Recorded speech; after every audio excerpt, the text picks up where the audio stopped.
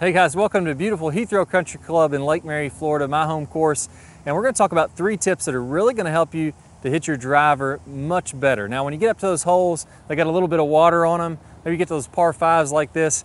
It's just so much more enjoyable to smoke a driver right down the middle of the fairway and not even have to worry about being in the rough or out of bounds or that kind of thing. So we're going to do 3 things that you absolutely must do to hit your best drives. Let's go and get started. All right, so the first piece I want to talk about is what I call snap, don't slap. So nobody wants to slap at the ball. We don't want to lose that club head speed. And when we slap at the ball, basically what that means is I'm using my hands kind of back and forth this way. Oftentimes I'll cast a little bit and then the club head outraces my hands and I end up kind of slapping at the ball. The disadvantage of that is now my club face is very inconsistent. One time it's closed, one time it's open, and I'm also going to have a tough time getting speed from this. So let me go ahead and hit one. I'll talk a little bit about this slow motion video that's going to come up here in a second. So I'm going to try to slap at this ball, really cast it from the top. Yeah, and I hooked that ball 40 yards to the left, almost onto the road. Hopefully I didn't hit a car over there, but it's very difficult to be consistent when I'm doing that. There's no way I can hit a fairway when I'm swinging this way. What's happening is, if we look at our wrist, and we kind of put them in front of us.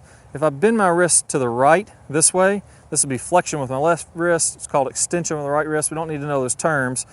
That would be to the right and then back to the left. A lot of times people think we need to get speed by doing this and by kind of pushing the club through to help to accelerate it.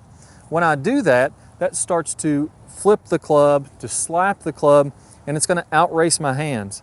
Anytime the club head gets in front of your hands before contact, you are dead in the water. It is going to be almost impossible to have control of that club face.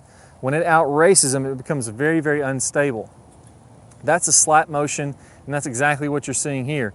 Now, a snap motion is very different. I still want that club to release, so I want to have some lag. I want to get that club to whip on through. It's snapping. I'm getting that speed at the bottom, but it's when I'm doing that and how I'm doing that that's going to make a world of difference. So as I'm about halfway in my downswing, you'll notice that's what we call our maximum lag position. So in that max lag, now I've created this big angle with my hands and my arms.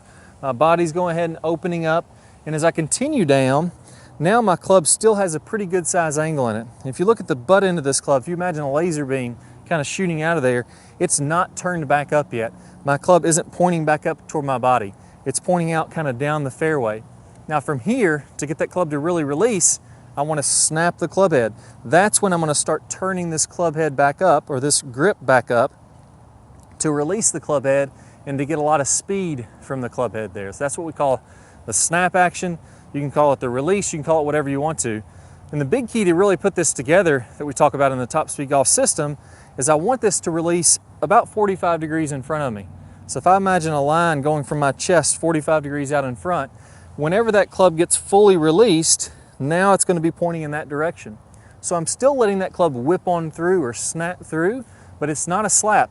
I'm letting that happen in front of the golf ball, and now my club is just kind of trailing along behind. The golf ball is just getting in the way. I'm releasing out in front, and that impact is just happening. So let me go ahead and hit one here the correct way. We'll show you some in slow motion. I'll give you a couple tips on how to do this exactly. There we go, hit that one great, right down the middle of the fairway.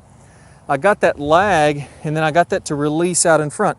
Now in the first one, we talked about how we didn't want to push with the hands or wrist, because now my club head outraces my hands and it gets really unstable. In this one, now I'm taking my hands here down at the ball. You'll notice my right wrist is angled back in what we call wrist extension, or my knuckles back to my elbow. I'm going to feel like my palm of my hand is still facing down to the ground. Now from here, I'm going to go ahead and feel like I do this motion. So if I'm casting a fishing pole, my thumb goes from up to really going down this way. That's what's called ulnar deviation, or just a casting or a flip type motion. I'm doing that way down here at the ball in that type of a direction. So my hand isn't going this way and cupping, it's going down, just like I'm doing this with a fishing pole. And now as I do that in front of the golf ball, that's going to release that club. Notice how here, both my wrists are nice and straight. There's no bend in those at all. If I was flipping, that would look like this as I'm coming through impact. And my wrists would be cupped here and it would be bent forward like that with this other hand. That's going to lead to a lot of inconsistency if you're doing that. So let's pause just before impact. We got a nice angle. This wrist is flat. At this point, my thumb is pulled back toward my body. I've got all this lag, and then we're going to pause in the straight line release in the Top Speed Golf system, and we're going to work on this thumb being down. So I went from the up to down. That's that whip action that's happening through there. That's that snap. And when I do this correctly, I feel like I'm just going to take the bottom 2 inches of this grip with my bottom 2 fingers. That's where I'm going to feel the pressure there. And I'm just going to snap the shaft, snap that grip right off the club. That's going to help with a ton of speed. So let's go ahead and pause and do that about 15, 20 times. Pausing here, and then boom, releasing that, pausing here, wrist nice and flat, wrist turned down. After we've done that about 20 times, let's get that same feeling in more of a full swing, just a practice swing there. So we're not going to hit any balls yet, we're just going to get used to that feeling, and then we can go ahead and take it on out to the driving range and start hitting some shots and then out onto the course. All right, so that's piece number 1, snap, don't slap. Piece number 2, it's the same old saying we've heard for a long time, but with a new twist, we're going to tee it high and let it fly. Now the reason you want to tee this ball high is a couple of things. So first off, if I have a great drive, what's happening are 2 things. Number 1, I'm going to hit this ball a little bit higher on the club face. Now as I start to hit it a little higher on the club face, there's actually more loft on the top of your driver. Your driver isn't flat like a sheet of metal. It's actually rounded. If you were to take this and bring this out into a full circle, it actually makes about a 3-foot circle is how the face is curved. So it has a slight curve to it, meaning at the bottom of the driver, you're gonna have a lot less loft. This is an 8.5 degree driver. At the bottom, there's probably 5 or 6 degrees, 4 degrees, something like that. At the top, there's probably 12 or 13 degrees. So if I hit it at the top of the face, it's gonna launch higher. That's great for distance. That's what we really want. The second piece is, as I make contact higher, it actually has a gear effect, and the ball is stuck to the face and actually puts a little top spin, not really top spin, just less backspin, and it gets the ball to knuckle through the air. That's a real key for high, long drives. The higher I can hit it, hitting it on the top of the face, and the less spin I can have, also hitting on the top of the face, means the longer drives that I'm gonna have. That's the first piece. The second piece to this is I actually wanna be swinging up on the ball. Again, if I'm coming down on it, I'm kind of swiping across the ball, and now I'm getting all this backspin. The ball wants to shoot up, kind of float in the air, and then fall out of the sky. You don't get any kind of good distance. But if I can set this ball up where I'm actually swinging up on it, now again, it's going to promote that higher launch, and it's going to promote that lower spin. So the more I can hit up on this golf ball, the better I'm going to be for creating as much distance as I can. Well, if I have the ball low on the ground, let's imagine this ball is barely teed up on the ground, just like this, it's teed up on the turf. If I swing up, if I try to hit up on this, now I'm gonna miss over top of the ball. No way to make it happen. Plus there's no way to hit it anywhere but the bottom of the face. So I want this ball teed up nice and high so that I can hit it on an ascending angle, on an upward angle, and still make contact with the top of the face. Now with your iron shots, it's gonna be on the ground. We're gonna have to hit down on it. If we had the luxury of teeing up iron shots, we'd do the same thing, but we don't. We have to hit it off the ground. That's why you hit down and take a divot with your irons. That's the easiest way to hit it off the ground, and that's why this is different with the driver. So a couple things that we want to note here, and I'll show you some slow motion video with this also. I'm going to play this up in my stance slightly. I got the ball teed up. For me, I like to have it at least a half a ball above the club or a little bit more. I'm going to go ahead and tee this on about 3/4 of the golf ball sticking up above the crown. I'm going to have that a little bit up in my stance. If I really want to get a hold of one, get some extra distance, I'm going to play it up here toward my front foot. Again, that's going to help promote me hitting it on the upswing. And then number 3, I'm going to visualize in my mind that I'm going to go ahead and knock it off the top of the face. I don't want to get anywhere near the bottom of the face or it's going to kill my distance. So I put the ball up in my stance, I've got it teed up nice and high, and now I'm going to feel like I'm swinging up on the ball and de-lofting the face so that I still get that high knuckler, almost a little bit of top spin on the ball is the way that you want to think about this. So if I do those things, man, that's really going to help me to increase my distance. That one felt great. Big high ball, knuckled through the wind, really nice shot. Now I saved the best for last. I know a lot of you guys out there are having those balls that slice. If you get into any kind of wind or you struggle at all with distance, that slice is absolutely just going to eat up your distance really, really badly. So if I want to hit it farther, I've got to hit a little bit of a draw or at least dead straight shot if I want to get the maximum distance on there. That's going to get the least amount of spin. That's going to help the ball to really launch pretty fast. So when I'm setting up to this golf ball, a lot of times what I have people visualize is that they're coming through and the face is really square. And they imagine they're just going to kind of pull this club through square and the ball's going to go right down the middle of the fairway. And when they have that visualization in their mind, because they struggle a little bit with the slice, the ball just tails off to the right and tends to slice. If you feel like you're going to hit it square and 90% of the time it's either fading or slicing, this is really going to help you. So I want to imagine the club face, imagine that piece of metal is going to wrap around the outside of the ball.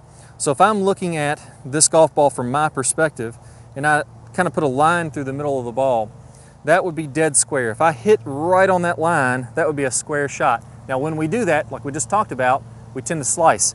That means my club was actually a little bit on the inside of that line. What I want you to feel like you're doing is to get that club to wrap around to the outside of the golf ball and hit on the outside of that line. Now what that's doing is that's closing the face a little bit more. And when you first do this, you're going to start to hit some shots to the left.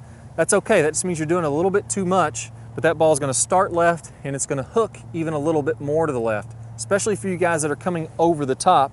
Now I'm getting to the outside of that ball and it's starting left, going even farther left. That's all right. Let's start out on the range doing this, and I want you to hit those shots that do go to the left, and then gradually we're going to start to come a little bit more from the inside. I'm going to feel like if I'm at home plate and the second base and the baseball field is directly in front of me, I'm swinging more out toward first base or the visitor's dugout. And now I'm going to be releasing that club, getting it to outside the ball. So what's going to happen is the ball's going to start a little bit straighter and then it's going to draw. After you've gotten a few of these in where that ball actually starts to turn on over a decent amount, let's just tone that down a little bit. I'm going to go ahead and hit one and really exaggerate though. I'm coming inside and out and I'm letting that face turn over. Now as I'm doing this, the feeling that I'm getting in my hands, if you go ahead and set this club up here, is that I'm taking this club and I'm twisting it just like I'm turning a clock. Like if you can imagine the butt end of the club is a clock face and I'm going to turn that, that's rolling the club. You'll notice when I do that, my left wrist bows. That's what everybody wants at impact. That really helps. That's what the pros are doing.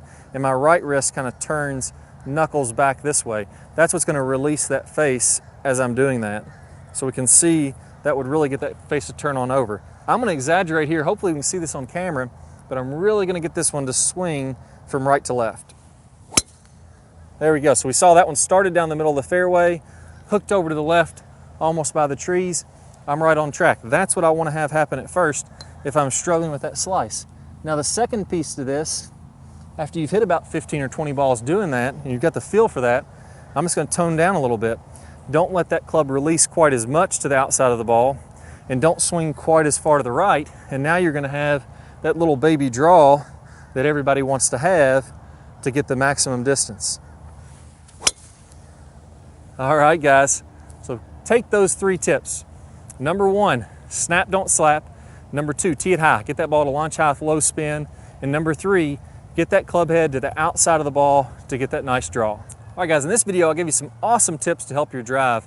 And one of the things we mentioned is a straight line release. And I think this is one of the most important things you can do for your golf game, to let that ball get in the way and to swing through the ball instead of hitting or slapping at the ball. I'm going to play a preview of my straight line release video, one of the best ones that I have. All you're going to want to do is click the card that pops up on your screen or down below in the description. Click the link there. It's going to take you to where you can get instant access to that full video, get the straight line release in your game, and get a whole lot more consistent. Let's go and get started. A common misconception I see is that we want to create lag and we just want to hold that lag all the way on through contact and get as much lag as we can coming through contact, and that's simply not true. In the release section, we're going to talk about how to turn that lag into energy, how to turn that into speed so that you can hit it very far and do it, like we mentioned, without hardly any effort at all. And as we're coming through contact, we're going to fully release this angle as we're about 45 past contact. So if I draw, a 45-degree angle, I should be looking at both arms, nice and straight, the club splitting those arms. So that by releasing the club, by getting this angle to release as we're coming through contact, that's what's going to create the speed. Our hands are moving a very short distance. Our club is moving a very long distance through contact, and it creates that whip-like effect. Very different swings hitting the exact same position. So first let's take a look at Dustin Johnson, releasing the club 45 past. And the reason we're going to see such similar or such different swings producing similar positions is that this is the real physics of how this has to happen. Here we're looking at Sergio Garcia. Again, we're going to see tons